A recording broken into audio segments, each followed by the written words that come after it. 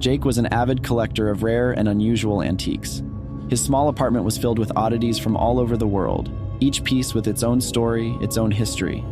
But despite his impressive collection, he was always on the lookout for something truly unique, something that would stand out among the rest. One rainy afternoon, Jake found himself wandering through the winding alleys of a city he'd never visited before. The rain drizzled down, making the cobblestones slick and reflecting the dim light from the street lamps. As he turned a corner, he noticed a small, unassuming shop nestled between two larger buildings. Its wooden sign, barely readable through the grime, read, "Curiosities and Relics." Intrigued, Jake pushed open the creaky door, a small bell jingling as he stepped inside. The interior was dimly lit, the air thick with the scent of old wood and dust. Shelves lined the walls, cluttered with all sorts of strange and fascinating objects. Ancient books, tarnished jewelry, and statues from distant lands. But what caught Jake's eye was a large, ornate mirror leaning against the back wall. It was framed in dark, intricately carved wood that seemed to writhe and twist like a mass of serpents. The glass itself was slightly clouded, as though it had been untouched for centuries. But the most striking feature was the faint, almost imperceptible glow emanating from its surface. As Jake approached the mirror, he felt a strange pull, as if the mirror was calling to him. He could have sworn he saw something move within the glass, but when he looked closer, it was just his own reflection staring back at him. An elderly woman emerged from the shadows of the shop, her eyes sharp and knowing. "That mirror has a long and dark history," she said in a voice that was both soft and commanding. "It's said to be cursed, to trap the souls of those who become too obsessed with their own reflection." Jake, ever the skeptic, dismissed her warning with a smile. "I'll take it," he said, not thinking twice about the ominous tone in her voice. The woman hesitated, but then nodded, accepting his payment with a look that seemed to say she was glad to be rid of the mirror. That night, Jake brought the mirror home and placed it in his bedroom, hanging it on the wall opposite his bed. As he lay down to sleep, he found his eyes drawn to it, the faint glow casting an eerie light across the room. He could feel the mirror's presence, almost as if it was watching him. Over the next few days, Jake began to notice strange things happening in his apartment. He would catch glimpses of movement in the corner of his eye, but when he turned to look, nothing was there. Objects seemed to shift positions on their own, and at night, he heard soft whispers that seemed to come from the direction of the mirror. One evening, as Jake was getting ready for bed, he stood in front of the mirror, running a hand through his hair. He froze when he noticed something odd. His reflection didn't mimic his movements. Instead, it stared back at him with a cold, empty expression. Jake stepped back in shock, his heart pounding, but the reflection remained motionless, its eyes fixed on him. Panicked, Jake turned away, but the whispers grew louder, filling the room with a cacophony of voices. He spun back to face the mirror, only to see his reflection smiling, a twisted, malevolent grin that sent chills down his spine. Suddenly, the glass rippled, like the surface of a pond disturbed by a stone, and Jake felt a cold hand grip his wrist, pulling him toward the mirror. He struggled, but the grip was too strong. The whispers became deafening, and as Jake was pulled closer, he saw other faces in the mirror, pale, ghostly faces with hollow eyes and twisted expressions. They were trapped, their souls imprisoned within the glass, and they were calling to him, begging him to join them. With one last desperate effort, Jake broke free, stumbling back onto the floor. The room was cold, the light dimmed, and the mirror's glow pulsed with a sinister energy. Jake knew he had to get rid of it. The next morning, Jake wrapped the mirror in a thick blanket and drove to the outskirts of town, where he found an isolated field. He dug a deep hole and buried the mirror, hoping that would be the end of it. But the nightmares began that night. Jake dreamt of the mirror, its surface no longer clouded but clear as crystal, showing him visions of the lost souls trapped inside. He saw their lives, their torment, and their desperate attempts to escape. And each night, the dreams became more vivid, more terrifying, as if the mirror was reaching out to him even from beneath the earth. Jake's health began to deteriorate. He became paranoid, seeing the faces from the mirror in every reflective surface, in windows, in puddles, even in the glint of a spoon. The voices returned, whispering to him in the dead of night, urging him to dig up the mirror and free them. Unable to take it any longer, Jake returned to the field. He dug frantically, his hands blistered and bleeding, until he uncovered the mirror. It was no longer wrapped in the blanket but was clean, its surface shimmering under the moonlight. With trembling hands, Jake lifted the mirror, staring into its depths. The faces were there, clearer than ever, their eyes pleading. And there in the center was his own reflection, grinning that same twisted grin he had seen before. The cold hand reached out from the glass again, but this time Jake didn't resist. He felt himself being pulled into the mirror, the world around him fading as he was drawn into the cold, dark void. The last thing he heard before everything went black was the sound of his own voice, whispering from the mirror's surface, now one of the many lost souls trapped within. The next day, Jake's apartment was eerily quiet. His friends, worried after not hearing from him for days, came to check on him. They found the place empty, with no sign of Jake or the mirror. Only a single ominous message was left scrawled on the wall in a shaky hand. "Beware the mirror of lost souls." And from that day forward, anyone who entered Jake's apartment felt a strange presence, as if they were being watched. Some claimed to hear whispers coming from the walls, others saw fleeting reflections of faces that weren't their own. But the mirror and Jake were never seen again. Emily had always loved photography. Ever since she received her first camera as a child, she had been fascinated by capturing moments in time. Now, as a college student majoring in photography, she spent most of her free time exploring abandoned places, looking for the perfect shot. One afternoon, Emily was browsing through a dusty old thrift store when she came across an antique camera. It was a beautiful, ornate piece, with intricate designs etched into the metal casing. The shop owner, an elderly man with a knowing look in his eyes, offered it to her for a suspiciously low price. "Be careful with that one," he warned. "It has a history." Emily laughed it off, thinking he was just trying to add to the allure. She bought the camera and headed home, eager to try it out. That night, Emily decided to test the camera in her apartment. She set up some candles and arranged a few objects to create an eerie, atmospheric scene. As she looked through the viewfinder, she noticed something strange. In the reflection of the mirror she was photographing, she saw a shadowy figure standing behind her. Startled, Emily turned around, but there was no one there. She shrugged it off as a trick of the light and continued taking pictures.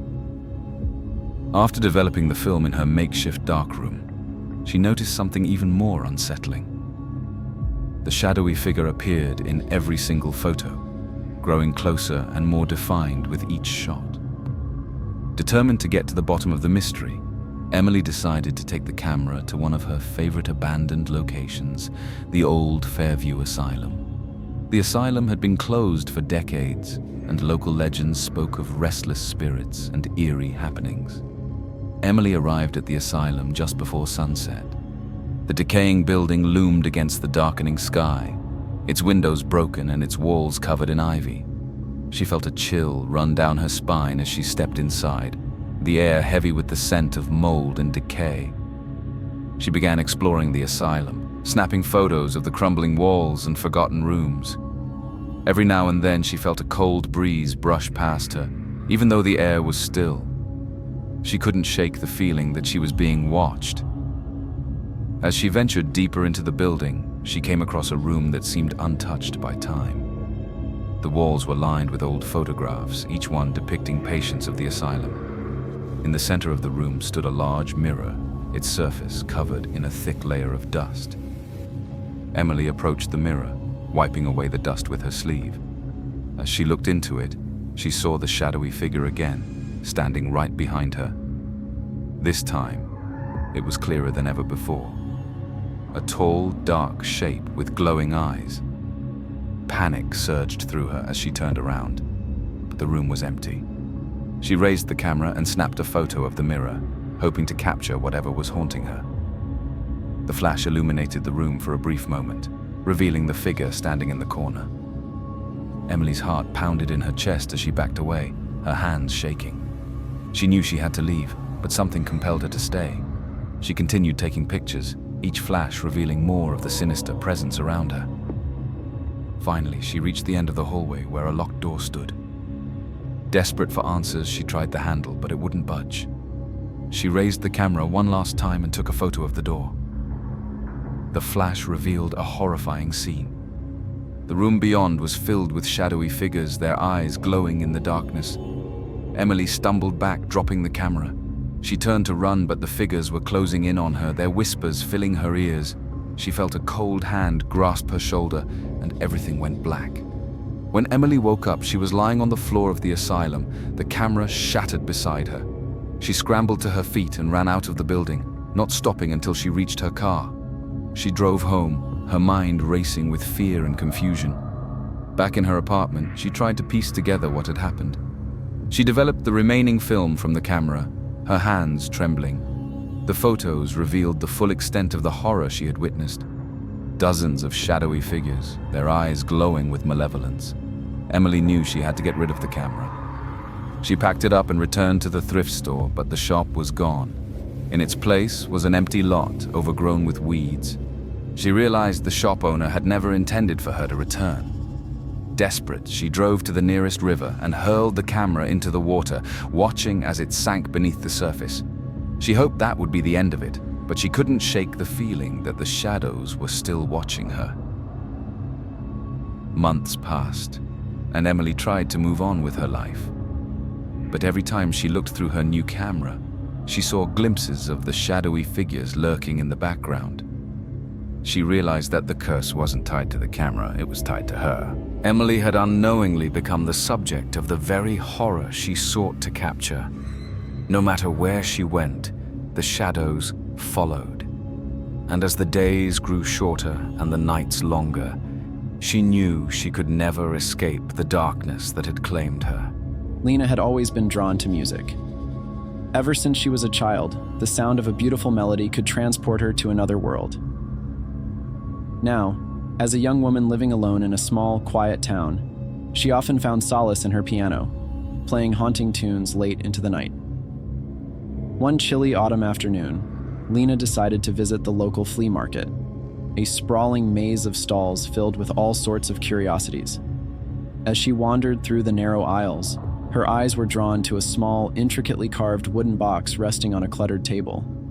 The box was about the size of her hand, with delicate floral designs etched into the dark wood and a small, winding key on the side. The vendor, an elderly woman with a kind smile and deep-set knowing eyes, noticed Lena's interest. "Ah, the music box," she said, her voice soft yet filled with a certain weight. "It's a rare find. Some say it's enchanted." Lena chuckled, but the woman continued, her expression serious. "The melodies it plays are beautiful, but beware. Once you start listening, it's hard to stop." Intrigued, Lena bought the music box and brought it home. That evening, as the sun dipped below the horizon, she placed the box on her piano and carefully wound the key. The box sprang to life, playing a hauntingly beautiful melody that seemed to fill the entire room with a strange, ethereal warmth. Lena was entranced. The music was unlike anything she had ever heard before, melancholic yet soothing, as if it was telling a story of love and loss. She couldn't help but listen, her fingers tracing the delicate carvings on the box as the melody played on. Over the next few days, Lena found herself becoming obsessed with the music box.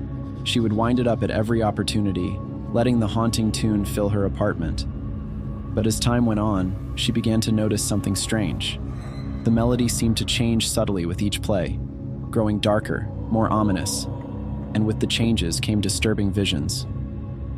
One night, as Lena sat in the dimly lit room, listening to the music box, she caught a glimpse of movement out of the corner of her eye.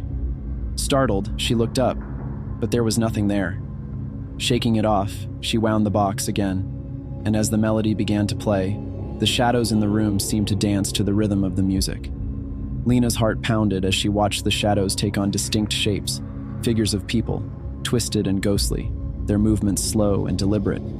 The air grew cold, and the once soothing melody now felt oppressive, as if it was binding her to the spot. Terrified, Lena tried to stop the music, but the box continued to play, the figures growing more defined, their faces twisted in expressions of pain and sorrow. They reached out to her, their shadowy hands stretching across the room, and she felt an icy grip tighten around her heart. In a panic, Lena grabbed the music box and threw it across the room. It hit the wall with a dull thud, and the music stopped abruptly, the shadows dissolving into the darkness. Breathing heavily, Lena stared at the shattered remains of the box, relief washing over her. But the silence was short-lived. From the broken pieces of the box, a soft, mournful melody began to play, the sound faint but unmistakable. Lena felt a chill run down her spine as the air grew heavy with a sense of foreboding. The room seemed to darken around her, and she realized with growing horror that the music box was not just an object. It was a portal, a conduit for something far more sinister. The shadows returned, more menacing than before, and this time, they didn't just reach out to her. They began to close in, their hollow eyes fixed on her. Lena backed away, her heart racing, but there was nowhere to run. The room was filled with the oppressive presence of the figures, their sorrowful cries mingling with the haunting melody. Desperate to escape, Lena ran to the door, but it wouldn't budge. The walls seemed to close in on her, the shadows inching closer with every passing second. She could feel the coldness of their touch, their sadness seeping into her very soul. As the music reached its crescendo, Lena felt her strength leave her. She collapsed to the floor, her vision blurring as the shadows surrounded her, their whispers filling her ears. The last thing she saw before everything went black was the shattered music box, the melody playing on, relentless and unforgiving. The next morning, Lena's neighbors found her apartment eerily quiet. The door was unlocked, and inside, they found her lying on the floor, her face pale and lifeless. The music box was gone, leaving no trace of its existence, save for a lingering melody that seemed to echo faintly through the empty room, a melody that spoke of sorrow, loss, and an ancient curse that had claimed yet another soul.